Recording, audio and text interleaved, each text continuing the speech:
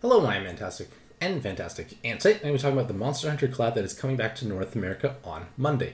So this coming Monday is actually going to be the third time in 2019 that the Monster Hunter collab has come to North America, and this may seem a little bit like an overload, but in all honesty, this is still arguably one of the best collabs or events that comes in Puzzle & Dragons, because not only is there tremendous value at the highest rarity, which is to be expected, but the 5-star or lowest rarity has some incredibly valuable weapon assists that can basically change the way you approach endgame content, because now you can much more easily acquire the various resists of either blind, poison, or jammer to achieve that 100% immunity. Furthermore, every single card in this whole event has a weapon assist evolution, so for the most part, every card should have at least some value. And in all honesty, having one of everything is not actually a bad outcome for the most part. So if you are someone who has not rolled in this event whatsoever or rolled very little, it is worth continuing to roll, because the thing is, even having duplicates of some of the 5-stars like Raytheon is not a bad thing.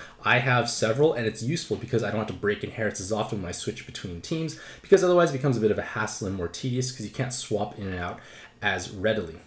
With that being said, if you have rolled many times beforehand, this may not necessarily be the best thing for you to participate in, because like myself, who's rolled heavily the past several times, I have all the 5-stars in copious amounts. So it's not really beneficial for me to keep pursuing, but again, you have to use your own judgment for how valuable this event is, because the thing is, there are so many very strong cards. Of course, many of them are the top tier rarity, but at the same time, there are some 5-stars that are making up part of, in my opinion, the upper tiers of this event. So all these cards in this event have the ability to be limit broken, which means they can exceed level 99. You can monster exchange for the top rarity cards or 7-stars, but the problem is it will cost you a total of 5 trade fodder because of the 10 magic stone price tag. So it's 5 trade fodder of 7-star Godfist exclusives or 7-star Monster Hunter cards. And everything in this event has the weapon assist, and is one reason why the lower tier cards are worth pursuing and become almost chase cards in themselves. So this event basically checks off all my requirements for rolling in a collab, assuming I haven't done so in the past. It has tremendous value at the lowest rarity, which makes it so it's much more easy to stomach failing to roll a high-end card.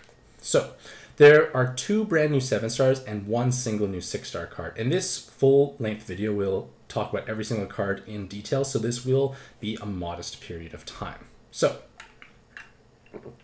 the first new card to be released at the 7-star rarity is Vel Kanna. So they are an incredibly potent water card. They can function as a leader, a sub, or an inherit in various different capacities. And the main selling point as a leader or sub is that, or as a sub at least, they have 3,950 attack before pluses. That goes beautifully with their 777 combo of Super Awakenings and a single VDP as well. So they can solve all your void piercing solutions because they will be hitting so incredibly hard.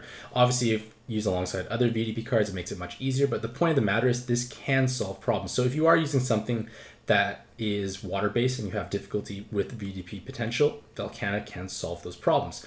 Furthermore, their leader's skill is actually quite interesting because it combines several unique elements. So it's a flat 4 times health, which is great. You can tank every preemptive in the game, but you have a scaling multiplier that goes up to 400 times at 10 combos. Not going to happen all the time, but the thing is, you are going to be hitting 7 or 8 combos, which should be enough damage considering he has such high personal damage output if you are using dual leaders.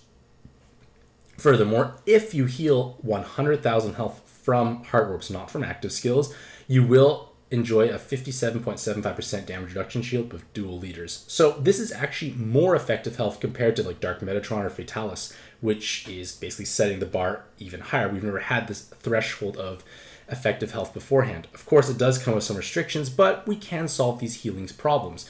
You can utilize cards with enhanced Heal Orb Awakenings. You can utilize high RCV cards. You can use RCV buffing stuff. But you can also even just pair with Beach Barber and Julie. And if you pair Beach Barber and Julie, you're still combo based. You need red and blue, but you already have 2 times RCV. So now you only have to really heal 50,000 health because the other 50,000 will be taken care of by the RCV multiplier. And this is all great and wonderful, and they are still a very powerful leader, but we are lacking the more luxurious or like at least exclusive JP collabs, which gives very strong leader pairings for Vel Kanna. We don't have access to that, so our potential will probably be a little lower for the most part because that would be a more optimal pairing, but we don't have that luxury, unfortunately.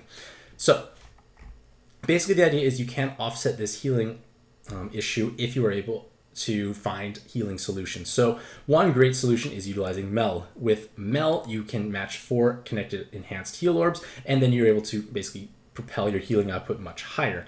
Conversely, I think this is the better route to go possibly is using Mutsumi, which is one of the 6-star cards in this event, and this will allow you to have 6 turns of bonus RCV for 3 times on an 8-turn cooldown. So it's nearly 100% uptime for this massive healing buff, which is now essentially means you have to only heal 33,300, which is much more doable, and you could probably do so because Mutsumi also has massive RCV. So utilizing those things together, you can pull off the damage reduction component with relative ease. And even if you can't heal that much in one turn, nothing is really going to one-shot you. Remember, you still have 4 times health. You're going to be having like 120, 140, 50,000 health. You are going to be able to survive hits, and assuming you have these healing solutions, heal them back up. In terms of their weapon assist, it is also quite powerful. You have the Cloud Resist, which is valuable to have because you may not get those for your Super Awakenings, but it also provides an enhanced Heal Orb Awakening. And it may seem like a small thing, but it actually translates into a substantial healing bonus, especially on high RCV cards and those who already have those enhanced Heal Orb Awakenings. For example, if we inherit this on Air, you'll have Air's Tape Resist Super Awakening in conjunction to Cloud Resist, and even more healing on your primary healing stick. It's a win-win situation all around. And that's kind of the theme of these Monster Hunter 7-star cards. Their weapon assists tend to be a better form of an existing weapon assist because they give a little bit of something extra. It does feel luxurious for sure, but the thing is, if you were trying to min-max your teams, it is going to be the way to go. The next card is Raytheon, which is another new card. Their active skill is on a fast 6-turn cooldown, and it will remove all lock orbs and then change light to fire, dark to water. So again, depending on the types of teams you use, that orb changer can be useful, but it's on a short cooldown. Their leader skill does give very impressive multipliers of 4 times health and 4 times recovery, but the problem is the RCV is tied to being water type, so you have to be fire water or water fire to really benefit, so it may not be as impressive as you may think. And you need to have basically 9 connected orbs for sizable amounts of damage. But the problem is you are going to have relatively impractical leader skill in the sense that you won't have that delicious RCV. You don't have any real damage reduction otherwise. You do have the health, but it's going to be quite a slow leader. And the biggest issue with fire, at least, is that there's no real premier leader. Like, you still can do things, but the thing is your leaders are going to have very low damage output. There are no rows to help supplement this when you're starting to blob combos altogether, and you may have insufficient damage because they only really have killer damage, which may or may not always apply. So you may be short on damage, you're going to be possibly short on orbs, you'll be short on combo count, unlike Phenom Ina, who gets at least +1. So there's quite a few things holding them back. As a sub, they are great overall. Like, in a vacuum, they are an amazing sub. But the problem is there's no real good place to actually utilize them at this point in time. In my opinion, fire is the most lackluster color. Blue has like Beach Barber and Julia, Beach Veroa. We have wood with all the Zila different leaders all the different leaders that can use Zila effectively. Light has Dark Karin, like Tifa. Dark has Phenom Ina. Like, we have strong leaders in every color but red. So it's not a far stretch to say that red is possibly the next color that's going to be relevant. And if that was the case, Raytheon will most likely be a very strong sub because they have 3 VDPs with Super Awakenings, and they also have a Natural God and Devil Killer. And combining those together against only, say, a God spawn, you'll have 46.9 times personal damage. If they're both God and Devil, it jumps to 440.6 times. Everything's going to die. But the thing is, in endgame content, the last floors, which tend to be the hardest, are almost always going to have at least a God or a Devil typing. So when you make that 3x3 box for that mono fire team, you deal explosive amounts of damage. Again, the problem is we don't have a leader to use them on that is super amazing, at least for mono fire. Beach Barber and Julie teams can definitely be used, and it's up to you if you want to make yours a bit more fire or water heavy. It all depends on the types of other cards you bring alongside of it. But on that same note, the Fist of the North Star's Raoa, I can't pronounce the name, was buffed, and he is able to act similarly to Ina in dealing follow-up damage, so it does give Red a strong leader. We just don't have it at this point in time either. In regards to their weapon assist, they do have 4, that's not a typo, 4 poison resist. So by themselves, they have 80% poison resist in addition to 4 enhanced fire orbs. Just having 4 poison resist in itself is quite amazing, but giving these extra enhanced fire orbs is actually quite spicy. And of course, this is in an ideal world, you have multiple of these cards to have this inherit, at least the inherit and the sub, because on mono fire teams, this is a tremendously powerful way to add passive damage. When you play through content at the highest level, things are starting to become much harder to kill, and having extra levels of damage built into your resist awakenings is an invaluable way to basically stay ahead of that damage curve, so to speak. So on mono fire teams, which you don't have yet, this would be an amazing inherit. Obviously, it still works well on off fire teams, but obviously it's best when on fire, which we'll get one day. And now we come to basically the older cards that have existed at least one time beforehand. So the first is Amatsu, who is basically the poster dragon of massive amounts of health. At level 110 with plus eggs, they have 12,298 health. Like, you just solve so many of your health issues right there. If you have a 4 times health leader, they're going to be contributing 20,000 more health than probably the average card on your team. It's a tremendous way to increase your effective health and tank those preemptive, tank dangerous abilities much more easily. Furthermore, their active skill is buffed to 7 turns instead of 8, and they still have their double 7 combo, follow-up attack, triple 7 combo of Super Awakenings. They do have basically no RCV, but the thing is, you'll find healing solutions. I'm trusting you can do that. You just rely on the fact that you have a massive health pool to play around. So their active skill creates water orbs and hard orbs while unlocking them beforehand. So this definitely can be valuable for mono water teams because you're creating the orbs you actually need. You might be able to make enough for a VDP and then the follow-up attack alongside of it. And they also bring a soft bind clear, which may or may not be helpful. For the most part, every card you do run is bind immune, but in the off chance that something has gone wrong, it's not a necessarily bad thing to have at least available. In terms of their weapon assist, it does not appeal to me because yes, there are 2 team healths and a single L, and that does contribute to a significant amount of bonus health.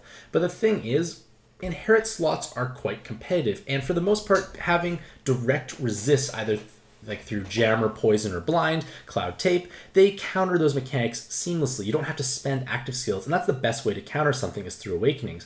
And this weapon assist does not do that. The only, I guess, argument one could make is you make this weapon assist if you are not able, if you have multiple duplicates, of course, and you are unable to survive an incoming preemptive no matter what you do to your team, that can be possible justification. But again, you are running the risk of not having these resists because you may not have enough slots. Next is Diabolos, who is, or was, I should say, the previous reigning champ of 7x6, because even with their, because they have also been buffed. Unfortunately, they're no longer top tier, which is kind of sad because Diabolos, when he first came out, was kind of untouchable. No one could really keep up. He had multipliers of a real 6x5 leader, but the bigger board. But the thing is, things have caught up to him, and his active skill of 24 turn cooldown is truly just dead weight. A 25% true gravity is cool, but really only cool for cheesing. And if you're playing through traditional content, this will do absolutely nothing. It gets voided out or canceled out by absorption effects. Like, it's just not going to have any value.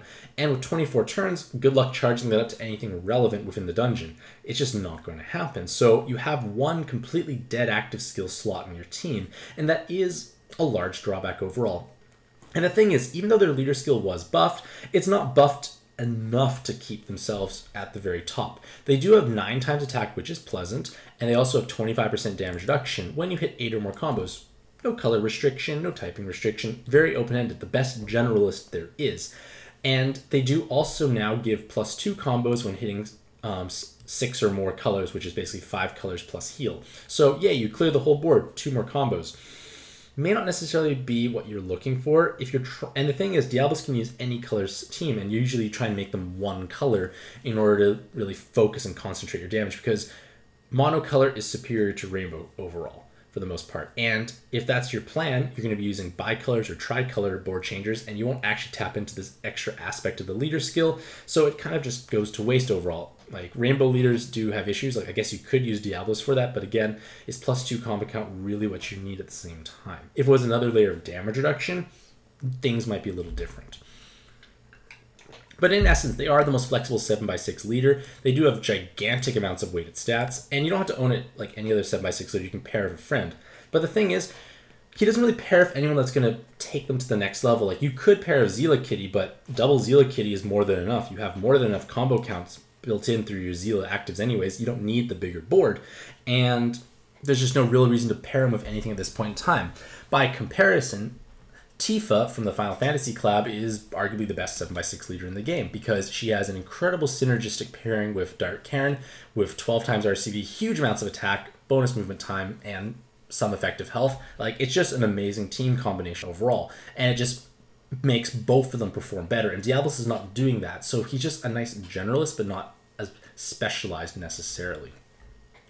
In terms of their weapon assist, it's laughable. Like, a single TPA, okay, some enhanced orbs of 2 different colors, okay, you're a 7-star card, it doesn't feel nice. In all honesty, if you had duplicate Diaboli, you should use them as trade fodder if you have extra trade fodder to spend. Otherwise, just hold on to it and pray something happens.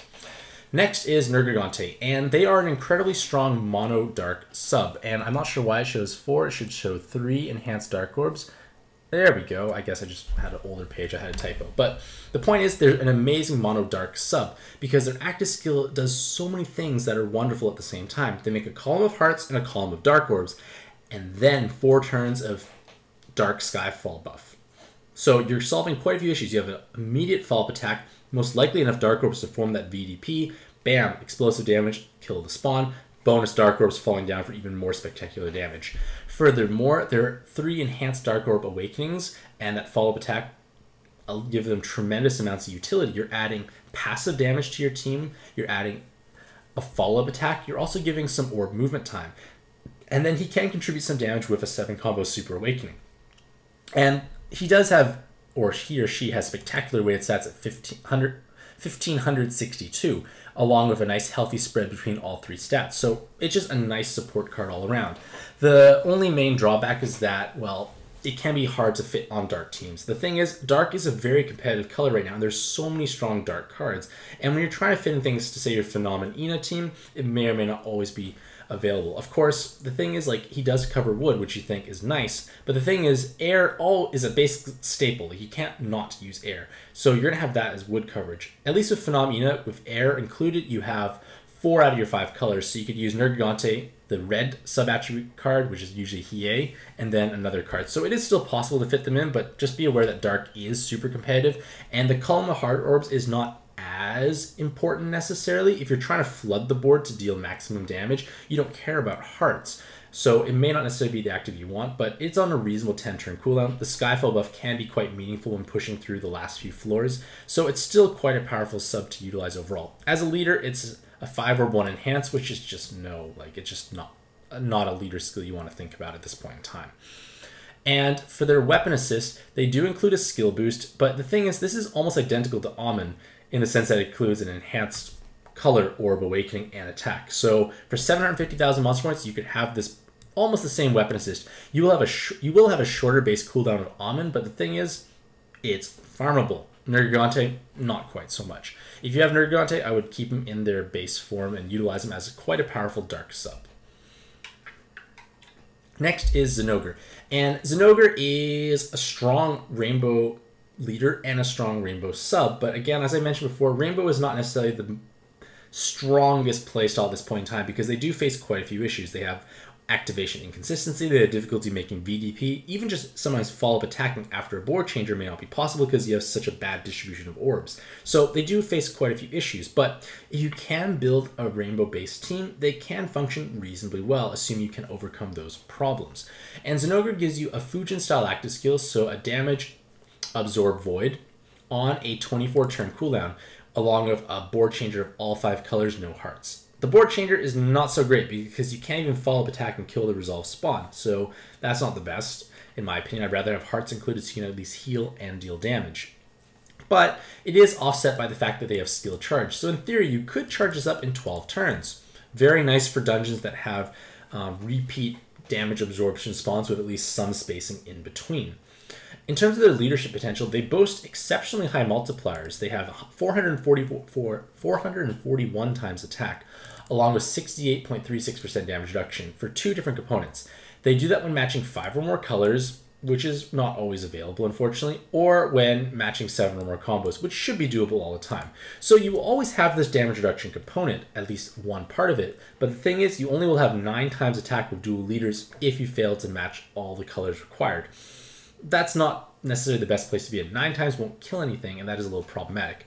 And that is kind of a bit of a problem because like it's just not going to be consistent enough when playing through. And if you only have 43.75% damage reduction for one of the components, it's not going to be enough to necessarily tank all these big hits back to back when you can't activate. It's just problematic overall. So another thing I want to mention is that their weapon assist here provides you with 2 poison resist and that same Fujin style active skill. It's similar cooldown, 24 versus 25 for the light Cecil weapon assist. And while light Cecil provides you with the same Fujin style active skill, it gives, in my opinion, a much stronger board changer because it's only 3 colors or 3 elements. It's light, dark, and hearts. And mono light, mono dark teams will love this active skill. If this active charges up and you don't actually get to utilize it for the Fujin style active component, you still have a wonderful board changer to fall back upon. On the other hand, Zenogre's weapon assist may not necessarily be the active skill you want to have if that spawn fails to actually appear. But again, poison resist is quite valuable, and in theory, a single Zenogre weapon assist in conjunction with a Raytheon weapon assist will give 100% poison immunity. So that is something else to think about. It can help you mix or reshuffle inherits around accordingly based on the dungeon at hand. Remember, the inherits you bring into a dungeon should be catered for that specific dungeon. I could use the same team in 2 different dungeons, but I will have different inheritance layouts because I need to counter different mechanics, and you have to be able to make that decision on your own to determine whether or not this inherit is better than another inherit. And speaking of inherits, Fatalis has an incredibly strong weapon assist, as well as actually being a powerful leader in himself. So their active skill creates 10 Dark Orbs total, 2 Ls in opposite corners, in addition to unlocking the board. Their leader skill gives you 4 times health and 43.75% damage reduction, so they have incredibly high amounts of effective health. They also give bonus orb movement time and 225 times attack with no combo count requirement. So this sounds great, but the problem is all of this hinges on the fact that you have to match exactly 5 Dark Orbs in an L. No other pattern is acceptable. It can't be more than 5 either. You have to match only 5, which presents quite a few problems. Most notably, they have difficulty making VDP alongside Ls, and don't get me started on making a VDP, a follow-up attack, and an L, and a combo shield all at the same time. It's just not going to happen. And that is what makes him quite clunky overall. It is a very safe leader because with air as your healing solution and with sexy inherits, you can basically stall out any mechanic. You are not going to die. You can kill things as well at the same time. It's safe, but it is slower for sure. So it can be appealing. When I first got him on my account, it was great. It was lots of fun. And then when I started having to make all those combinations like VDP, L, follow-up attack, I'm like, this is nonsense. Like, this is terrible. And if there's a combo shield, it's like, it's not going to really happen. So it is a strong lead. He is still a strong leader, but it's the weapon assist, at least at this point in time, that gets a lot more people excited. So I'm going to also touch upon their super awakens again before I jump to the weapon assist. So they can have cloud, they can have tape, and that kind of falls into the same category of them being invincible, so to speak. With dual leaders, you have tape and cloud covered, you have healing solution through air, you can have full resistance to all the relevant attacks. So you are not going to die, you can heal back up. But it's their weapon assist that has possibly made them more valuable at this point in time because it provides you with an L, 2 poisons, and 2 jammers. So while jammers are arguably the least important resistance, it's still nice to have. Remember, if you are running a Raytheon weapon assist, which is 60% poison, a single 40% here is great. And then suddenly you have an extra 40% jammer resist at the same time. It's a nice thing thrown in for free. Like, I'll take it. It's not hurting me. It's going to help me overall. So it gives you that extra layer of utility. But they also provide you with a single L. And that single L obviously makes it the best weapon assist for Fatalis himself because they love Ls. But if your team lacks any L whatsoever, this is a great solution for removing those locked orbs or locked skyfall debuffs. It's going to be quite powerful. And I always like having at least 1 L on my team either through inherits or as a sub. And it just makes my life significantly easier.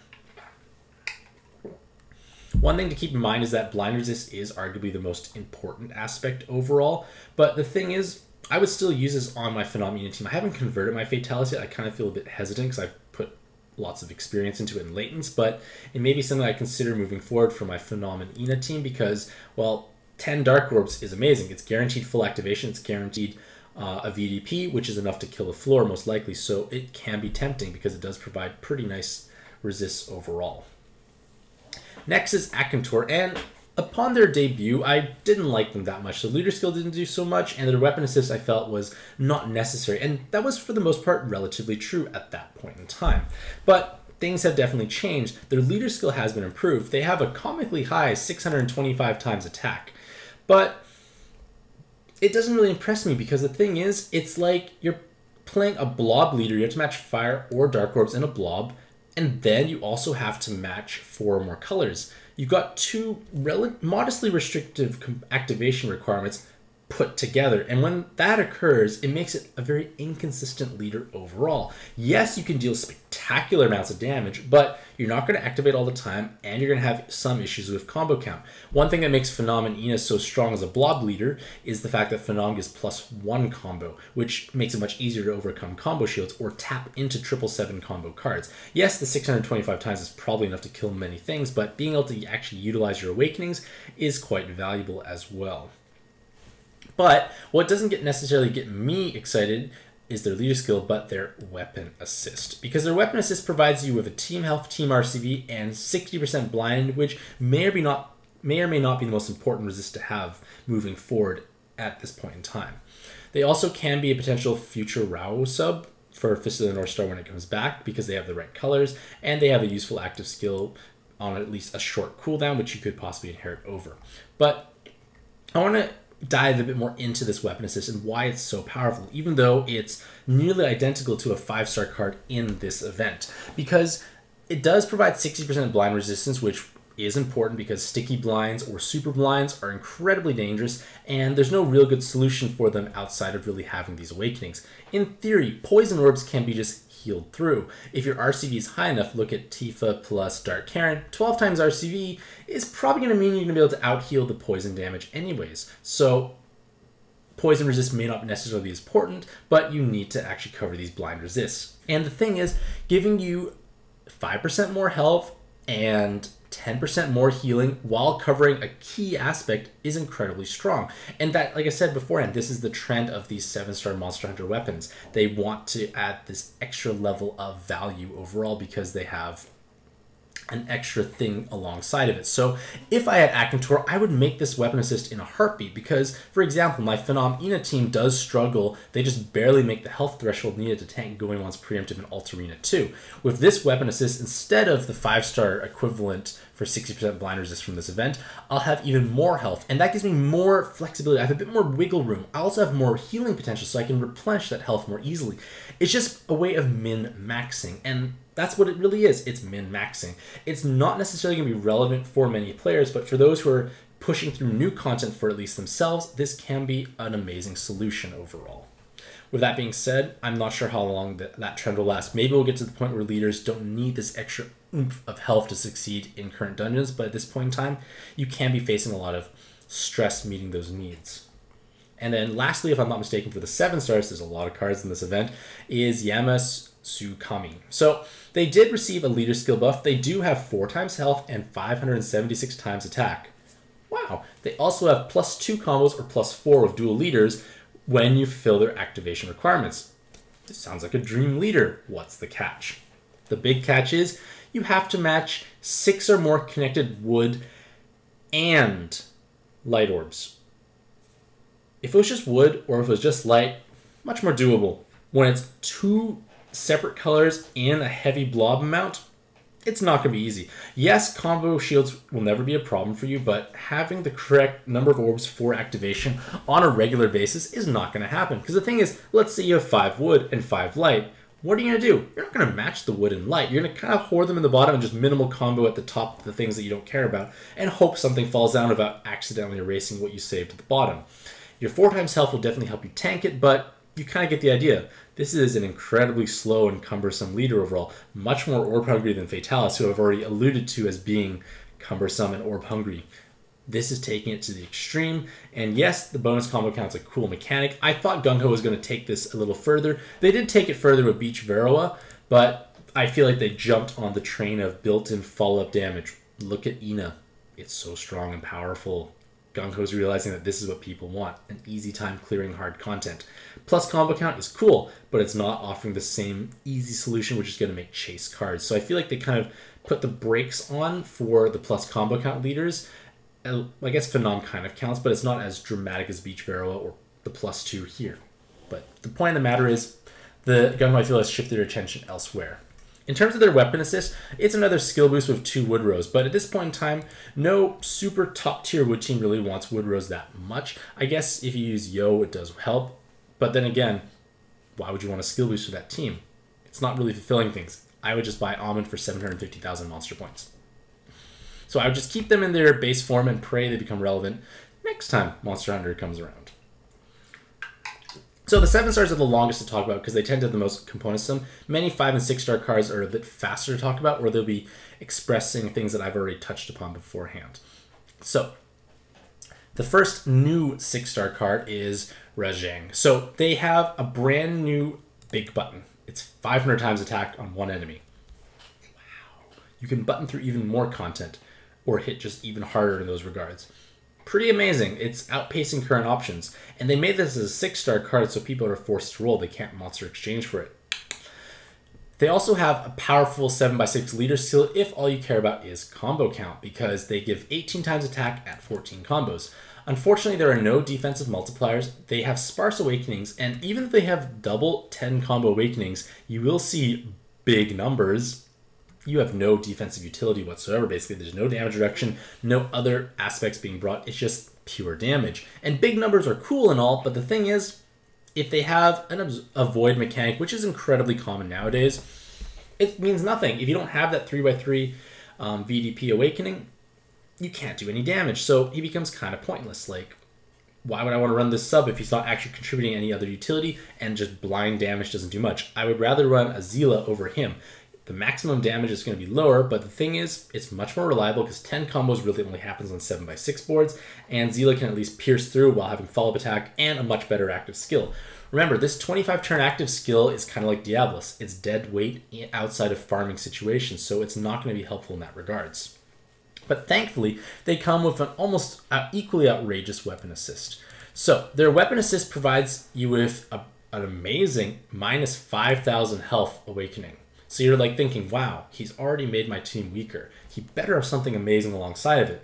Thankfully, he does. He has tape resist. He has attack while below 50%. He also has L unlock awakening. So 3 different components that are all incredibly valuable. This can free up many awakening slots on your team, or sorry, inheritance slots on your team, because when you think about it, you can cover tape, which is something that is nice to have. You have the L, which is again nice to have as well, but the attack while below 50% means your primary damage dealing card is going to be dealing even more. You inherit this on your Dark Zeta. He now has a 4th attack while below 50% awakening. He has 16 times personal damage all the time. He also contributes tape. He also has an L to unlock stuff, which I think is kind of redundant. They might have L anyways. But the point of the matter is, it's a way to add defensive awakenings alongside an offensive awakening, which is unusual. But the thing is, be aware that you are losing 5,000 health. It might lower your effective health to the point where you can't tank those key preemptives. So make sure you do the math before inheriting it and entering into a dungeon blindly. But offering so many different components is quite exciting.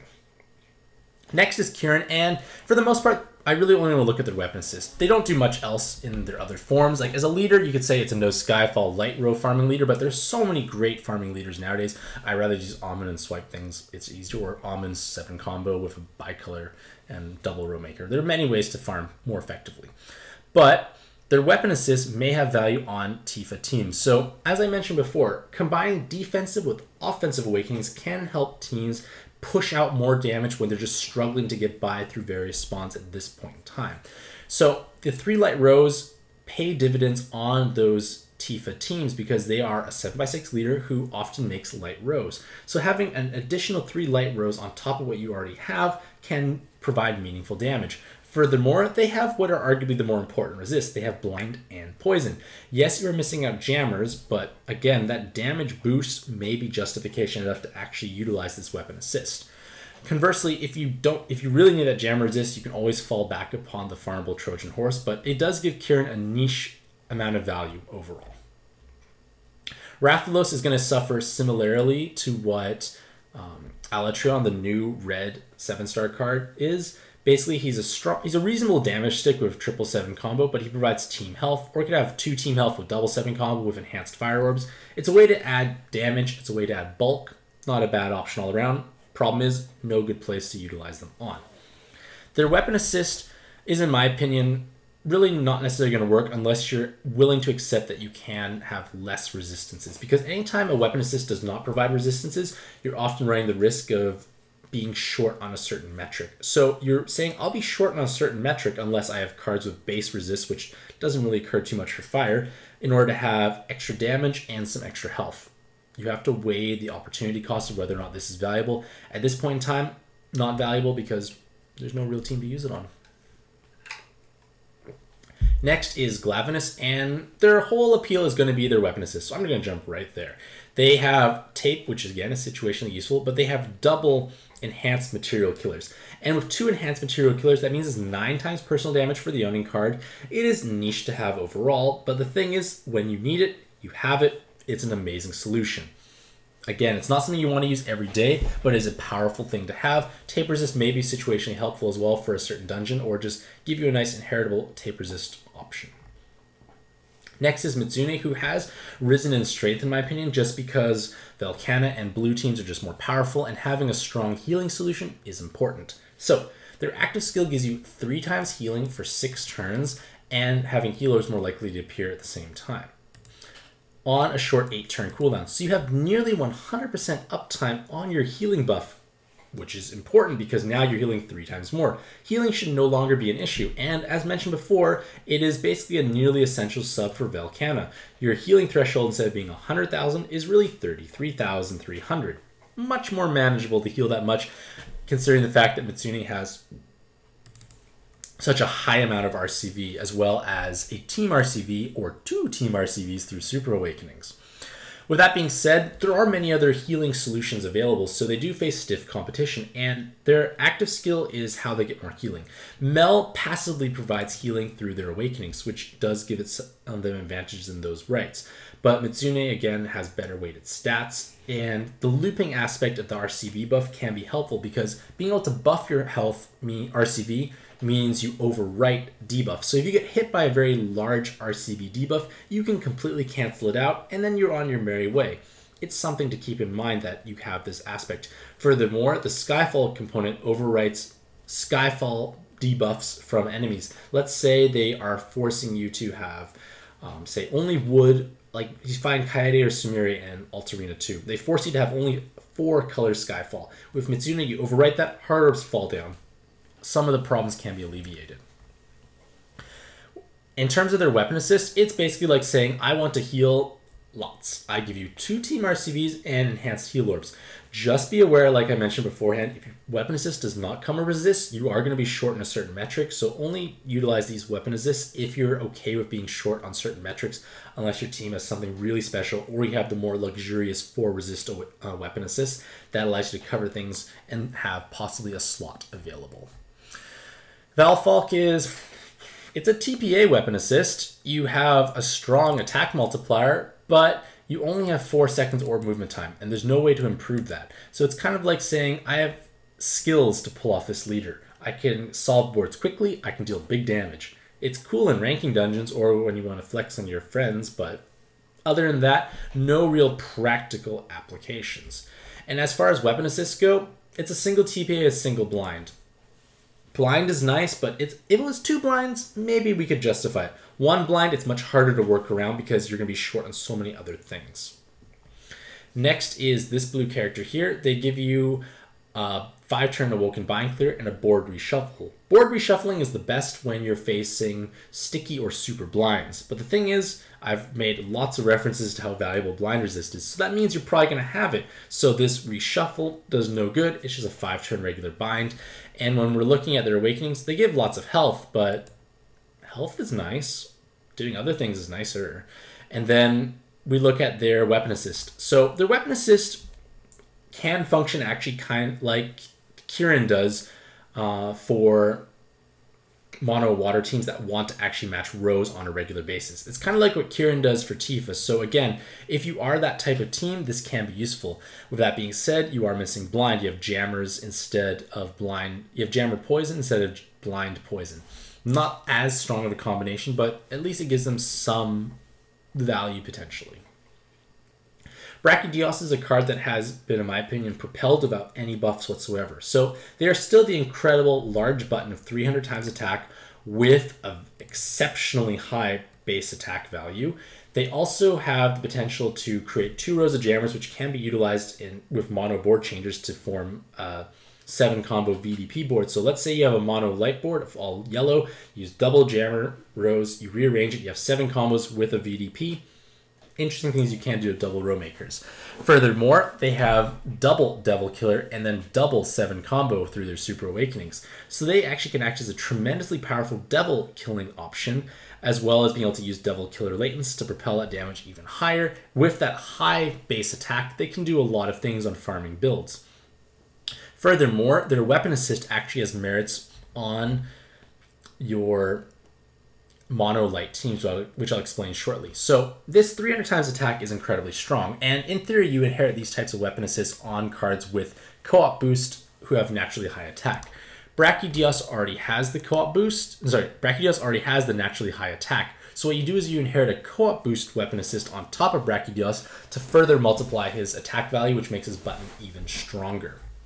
So that has definite merits there, but what I want to explore now is their weapon assist. So, like I mentioned before, adding damage onto key cards can be valuable, and giving attack roll above 80% and 4 enhanced light orbs can add tremendously large amounts of meaningful damage for your mono light teams. And that can be definitely best exploited on a VDP card. So, for example, Bradamante on your 7x6 Tifa teams is an incredibly hard VDP card. They do so much damage when hitting 10 or more combos and that 3x3 box of light. And giving them an extra 1.5 times damage from the 80% or more awakening in conjunction to the 4 enhanced light orbs, which will add damage to every other card as well as every other card on every other match, can be quite meaningful. You find yourself always being short on damage to sweep floors. You have to force yourself to match more combos or orbs or orb changers. Like, it just can solve issues in that sense. Furthermore, these teams have a lot of resilience against poison because they have 12 times RCV, which means you can heal through it. So in theory, you may not necessarily have to run poison resist. So this can be a possible option for your mono light sub or mono light card that needs to do that VDP damage. It's something to keep in mind because otherwise you'd be using super follow attack to augment their damage. And super follow attack means you're going to be spending a 3x3 box of hearts, which may or may not always be available. Whereas now you have the damage output when you're full health, basically, with that 3x3 box of light. And you can make more combos more easily, which again could tap into that damage potency overall. Gor Magdala is a returning 6-star card. They have basically an inheritable Odin Dragon active skill. They fully clear bind and awoken binds, which can be invaluable in certain content. They also have a weapon assist that gives you 2 enhanced dark orbs and a healer killer. But again, if you're not providing, I guess, like tremendous amounts of damage and no resists, it's a little harder to justify utilizing. If you have a way to cover all the resists, this can definitely work out. But again, how important is this mono bind, full awoken bind clear? Can you use air, which is oftentimes a staple dark sub anyways, and inherit other things on top of her? Possibly.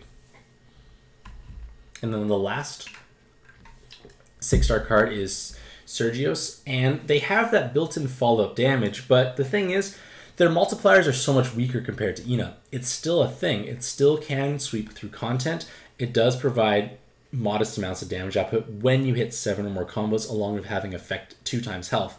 So it's not a bad thing. It's just nowhere near the same tier as Ina in terms of how much damage output you put out.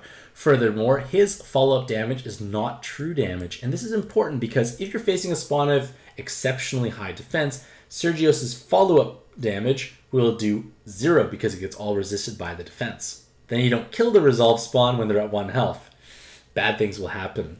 It's another thing to keep in mind. It's not, again, built in the same way as Ina's in terms of actually being able to kill those high defense spawns, so it can be problematic. In terms of their weapon assist, they have a single tape and auto healing. Tape is nice, but I feel like tape is a good thing to have.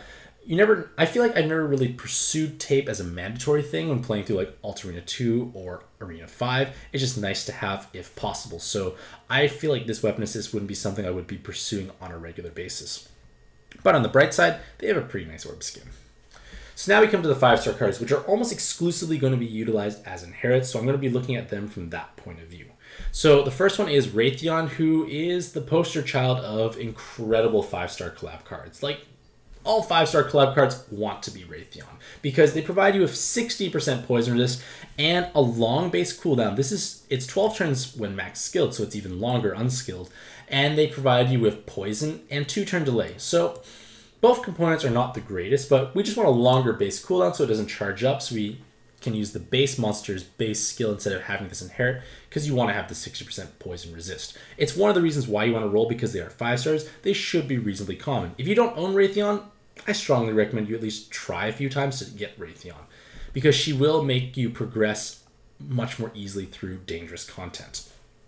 So being able to resist poison orbs, which are one of the more dangerous components if you're not using things like Dark Karin Tifa who have stupidly higher CV, is invaluable. Canceling out the poison orbs means you don't actually have to deal with that mechanic. A lot of dangerous spawns are completely trivialized or neutered because all their mechanics revolve around you having poison orbs to deal with. And if you stop that from happening, your life becomes much easier. In terms of the delay plus poison, there is one small niche value or more exceptional value you can gain in higher level content. So when playing through something like Alt Arena 2 and the Norns are the final boss before the Super Snow Globe, they have resolve, but they have no status shield, at least initially.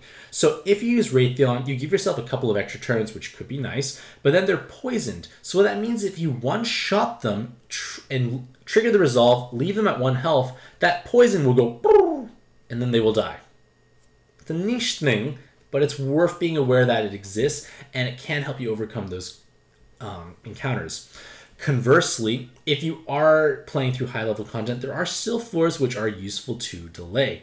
And for example, you can delay the Norns to give yourself stalling time. You can delay the Puppeteers if you're playing mono light or mono dark to get a couple more turns to stall through that 5-turn light dark absorption. It can be nice to have that extra breather, but remember, you're basically making them the weapon assist for their actual awakenings, but if that active comes up, it's not as terrible. It at least has some value overall. Just make it. Use it alongside Fatalis or Aerith for 100% poison resist. Something to keep in mind. 2 weapon assists, 100% resist with another 40% in some other metric. Tigrix gives you 300 damage from their weapon assist. And that can be cool if you have a big button card like, say, Brachydios, but a co-op boost awakening tends to be the better option overall, unless it's playing through solo mode, and maybe this can give you some value. Their active skill creates a board of firewood and jammers, but jammers are not really my jam. Like, I've played with jammer leaders. I don't enjoy it that much. I don't, I'm sorry. I tried. But it's just not really my thing. It does have a faster charging cooldown, but the thing is, I want an active that brings lots of value. Next is, I can't pronounce this character's name, but they are one of the other chase cards in my opinion because, like Raytheon, they provide you with triple blind resist. And triple blind resist is where I want to put all the emphasis on. So I've made references to saying that blind resist is arguably the most strongest resist to have if you have high RCV teams. So this can be invaluable. Yes, Akintor does give the 1 team health team RCV, but this is going to be the solution for the vast majority of players because, like Raytheon, it should be reasonably easy to roll. And once you have the 60% blind resist, you can combine it with other things to hit that 100%. You could use this plus 2 Trojan horses. Then you have 100% blind and 40% of the other 2 metrics. Not bad overall. Then use another 60% alongside of it like Raytheon. Bam, 2 Trojan horses, Raytheon, this. 100% blind, 100% poison, 40% jammers. That's looking pretty nice overall. The only drawback is that their active skill is on a shorter cooldown by comparison, so it may charge up and it may not necessarily be the active skill you actually want to have. But again, if you're using a mono dark team, that column of dark orbs is not the worst thing that can happen. But remember, Akantor is just more for min-maxing because of the team health, team recovery. This is probably sufficient for the vast majority of players. Ganamoth, by comparison, is a complete disaster. I don't know why they exist, why Gung-Ho doesn't love them, what do they do wrong, I don't know. They're not even a dragon. They're the only non-dragon card in the event, and they're the worst card in this event. No. Disaster. D is for disaster. Next is Astalos. They have a niche weapon assist that gives you killers for enhance material, evolution material, and awoken material, so the Tamadras. So niche overall, but having 3 times personal damage against those spawns may have some value. If you're playing through something like Training Arena, this weapon assist has some value because it helps you out with several different types of spawns. It's not as great because it's very unlikely, I think, if any of these will actually overlap, but having a universal 3 times against many different spawns may be situationally helpful. It can be useful in ranking dungeons as well. Next is Bury Off. Their weapon assist provides you with not team, but just flat RCV. And that flat RCV is disappointing. If it was team RCV, maybe a little more valuable because their active skill is not bad, but at the same time is not great. You have a tri-elemental board changer that makes water, light, and hearts. So that should be on a 9-turn cooldown with no extra fancy effects. They provide 2 turns of delay. So now it's 14 instead of 9. So I paid 5 more turns for a delay. But the thing is, this is a kill board. A tri-elemental board means I'm going to kill the spawn. Why would I delay it? So it's paying more turns for the active for a component you don't actually want to use, on top of a weapon assist that really does not provide meaningful merit. But again, that board changer may or may not be something that you truly like. If you are still loving your Yusuke or other mono light and mono water teams, it might have some merit for you. Palermo is the other 60% resist card who has ironically the worst resist because I feel that Jammer is the worst because Jammers can either make jammers or bombs. Those are much more manageable. They don't hurt you. They just prevent you from killing the floor potentially. Not the end of the world. But they also have the best active skill of the bunch because they produce that tricolor board, which I said is a good board, of water, dark, and hard orbs. So that is meaningful. And then you have bonus orb movement time, which again means that kill board will actually be solved properly because you have that extra movement time. It's nice to have, and it's actually quite a powerful weapon assist. Unfortunately, jammers are just not quite the most lethal mechanic. If I were to drop a certain metric, it's probably going to be jammers first unless the dungeon really has a certain need for it. Aside from their amazing, still powerful weapon assist, they have double healer killer, which can be situational because it is quite rare, but again, it's rare, it's also niche, it's not something you're going to need that often. If you have one, make the weapon assist. You'll be happy you did. And that brings us to the end of the Monster Hunter Collab review. That was quite some time, but in summary, the Monster Hunter Collab is one of the best events in Puzzle & Dragons. It has some incredibly strong weapon assists, along with great value at the bottom rarity. So if you have never rolled this event before, or have rolled sparingly, I do encourage you to roll this quite heavily. It's going to help you push into the next level of pad content you can clear because now you can resist all of these dangerous mechanics much more easily. And having duplicates of several of the 5 stars is not a bad thing. Having 2 to 3 Raytheons, I'd still see that as a win. You have much more flexibility shuffling your inherits around. You don't want to switch them around. And it's just nice to have. Remember, you should go with the mentality that's saying, I want 5 stars that are useful. And if you get the diamond eggs that are actually top tier, well, you just hit the jackpot. It's collateral benefit. That was amazing overall. But at the same time, if you're someone who has not actually... Sorry, if you're someone who has rolled heavily in the past, getting your 8th Raytheon or 8th whatever feels much more disappointing, and it's much harder to stomach chasing said card. Furthermore, Gung-Ho, in my opinion, kind of dropped the ball. There's no voice awakenings. They could have had all the dragons roar. Except Bury Off. He's not a dragon, he's just dumb at the bottom. Either way, let me know what you think about the Monster Hunter Collab in the comments below, along with the formats of having longer videos as opposed to the shorter video I put out. I think, in all honesty, I'll do both at different times, so people have 2 different things they can watch. Either way, hopefully you'll have a fantastic day. I wish you all the best luck in your own pad adventures, and happy puzzling.